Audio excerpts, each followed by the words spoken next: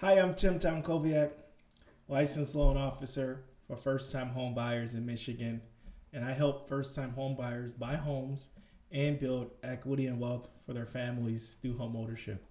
Welcome to my channel. Thanks so much for being here. Oh man, it's great.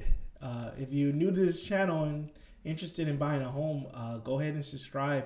I'd love to have you here. So the topic today is, how does buying a home affect your taxes? Now, I know as a first-time home buyer, you're having all kinds of questions and different things run through your mind and things like that. And I'm here to help you. I'm here to answer your questions and things like that.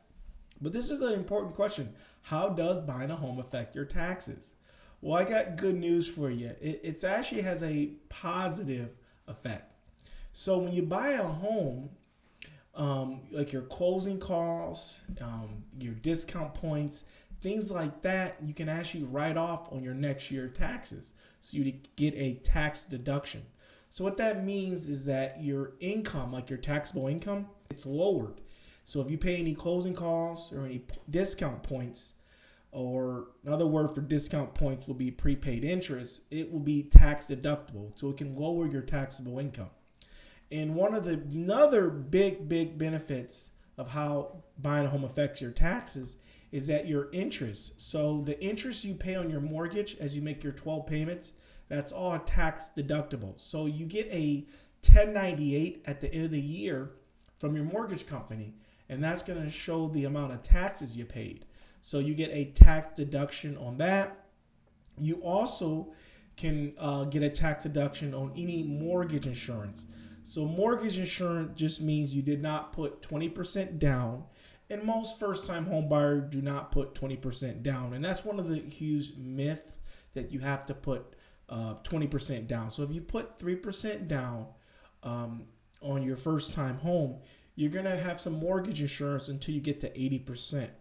So as you pay down your mortgage, where you owe 80% of equity in your home, then the mortgage insurance will drop off on a conventional loan product. So the good news of buying a home, if you're not married, if you don't have any kids, you don't have any deductions, buying a home is a deduction. So you're deducting your interest, your mortgage insurance, and you're actually paying less taxes. So it's a lot of benefits to buying homes. They go up in value, they're tax write-off.